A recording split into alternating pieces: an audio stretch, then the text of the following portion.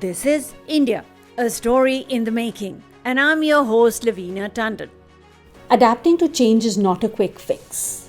Brain takes time to clock in changes. At least mine does, for sure. Case in point, this whole custom of taking back chocolates for friends and family when you're coming back from abroad, and in my case, coming back from London, a must take gift and an easy gift to take. By default, at the airport, my feet would turn into the Toblerone and Ferrero Rocher and Lindt aisles, and I'll sneak in a few for myself and take huge packets for my friends and family. And it brings smiles to the faces of people, but apparently not anymore. When I ask my sister, can I get them? It's an absolute ban from her side. And it's just not sugar. That is the reason. No norm for sugar, because a lot of people are going no sugar, no sugar. So it's not only that. But she says, yahan sab milta hai. Or, you get everything here. And she says, why do you want to bring this whole load of chocolates from the airport? Just buy it from here and give it to your friends. So once I asked my friend, and he said, yahan sab milta hai. You get everything here. So what a difficult thing for us, because when they are coming from India, I want a lot of things. I want pickles, I want dupattas, I want silver jewelry, I want food, I want masala, I want this and I want that. And now they don't want anything from here. Now that's a huge problem for me. This whole difficulty of what contributes as gifts from London. And cut to the time, a long time back actually, don't gauge my age please, when my mamaji, my uncle, used to come back from the US, first I remember I have these memories, they are very old memories, of going to receive him at the airport and staying back for the customs. It used to take a lot of time, and I know that is very long, but then also this is not that long where we are sitting around them and lipsticks and makeup and perfumes and chocolates are coming around, and it's like a family party. That scene doesn't exist anymore. There is a whole scene of me trying to find out what can I take for people abroad, because people in India, because there's Marks and Spencer, Mango, Zara, all chocolates, to Gucci, Louis Vuitton, Hermes, Omega, Armani, Dunhill, I don't know, most of the brands are now available in India. I know there might be a little bit of price markup, maybe not completely similar, but quite similar, I have to say. So while in the UK post-COVID, the high street brands were shutting down and are shutting down, in India there has been a surge thanks to the consumer class. Then I clocked in what my first guest, Stefano Della Chiesa di Zasca, said when I asked him what word comes in his mind when he thinks about India, what one word, and he said Lakshmi. First of all, I was in splits thinking that he knew about this whole concept of Lakshmi and money, and then thinking that when we talk of India, we have been talking of India forever as developing. And also in abroad, especially in the news stories, when India is referred to, often enough we see the visuals of poverty-stricken places and all of that. And for someone to call that country with monies or see as having money was weird to the level of funny. But this is now the situation. I recently read in an article, and if I'm not wrong, it was Economic Times, that if one brand entered in 2020, in 2021, 3 foreign brands entered India.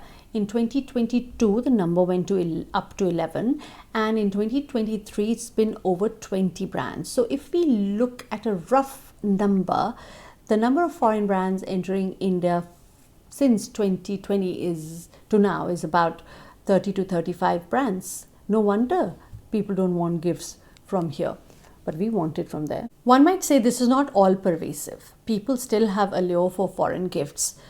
For me, in fact, I have allure for gifts, full stop, and especially if they're coming from India, please keep coming. There is a shift, I see, and that shift is in the pride, and this is a newfound pride I feel there is for what is made in India. Now, keeping the Made in India campaign aside, there's also these movements, the vegan movement and the call for sustainable fashion and the West looking at the East as far as well-being and health and spiritualism is concerned. Yoga is a big thing. The World Yoga Day is a big thing. So all of this, I feel, has contributed to this newfound pride about what is made in India. And for me, it completely works, because I have always and forever been a fan of silver jewelry and handloom and khadi and silk and all of that. And this is now in fashion, so I am in fashion, so I have nothing to complain. And secondly, I have always wanted mithai over cake and chocolates. So if someone is experimenting even further with sugar free and a lot of attention is there to make it healthier, please keep coming. Actually, I love all non-healthy also. So I just love mithai. So I am so happy I'm in vogue and I can eat mithai with a lot of pride and not say there's a lot of sugar in it. But apart from all of this economics and numbers, somewhere this newfound pride has played a huge role in findings like that of Morgan Stanley, where they've called India the consumer, the office, and the factory of the world. So we would be calling, and I would be calling for sorting out my TV or electrics or insurance, and I would be incessantly be speaking to someone sitting in Delhi or Bangalore, and we would be having a nice conversation about idli, dosa, food and weather and whatnot, and saying hello to India. If they are allowed, sometimes they're not allowed to do all these deep conversations with us. But it is very happy times for me to be speaking to people like this. But there's also another side of it, of course, tax reductions, refunds, and tax credits. So a lot of this is contributing to these factors. But apart from pride, I also see this whole thrust on education. Now, I want to give you two scenarios. When I was living in India, my maid was also keen on education for her children, and I used to say, please bring your children here, I will teach them if you have a problem. And so she was keen, but as long as she didn't have to go out of the way to do it, because a lot of the times children served as one of extra pair of hands for earning, and this whole issue of child labor, I had done a whole thing on it as well, a question mark on child labor, but that is a discussion aside. Cut to now, my sister's nanny, she's traveled all the way, miles away from her son, so that she can send her son to a better school. So she's sacrificing being with her son so she can send her son to a better school and be educated better. So this is a paradigm shift, I feel. In our family, education was huge. My father was a professor, my tauji or my uncle is a chemist and a scientist, and the entire family is into education. So education is a big thing, and report card days were worst for me. So I remember recently I went to Dubai and met one of our neighbors. He and me used to be playing kanche, as we call in India. It's actually marbles. You just have a marble and you have to, from far ahead, just point and focus into a kind of a hole. So we used to play kanche all day long, from 8 o'clock in the morning to 2 p.m. in the afternoon. I used to be baked like a brownie in the sun, and it didn't bother me to the slightest. My mother's callings or telling offs didn't bother me to the slightest, till we came to the report card day, and he would get good marks and I would be, oh my God, I don't want to remember those days. But yes, so that's report card days were so terrible. And then the options that we had, or I was given, was become a doctor, engineer, and IS. Now, I failed in pre-meds, PMT as they are called, and you're not allowed to tell this to anybody. Promise. Okay, now I'll talk. So engineering was not an option. I was so good at maths that my maths teacher was thrilled at me getting 68% out of 100 in 10th boards, and he came to congratulate me first before he congratulated the one who got 99. So that was my reputation in maths. IS was not an option. I was not bothered. I was quite happy doing something where I could play marbles or listen to radio. I used to be told off for listening to radio, so I had to listen to radio.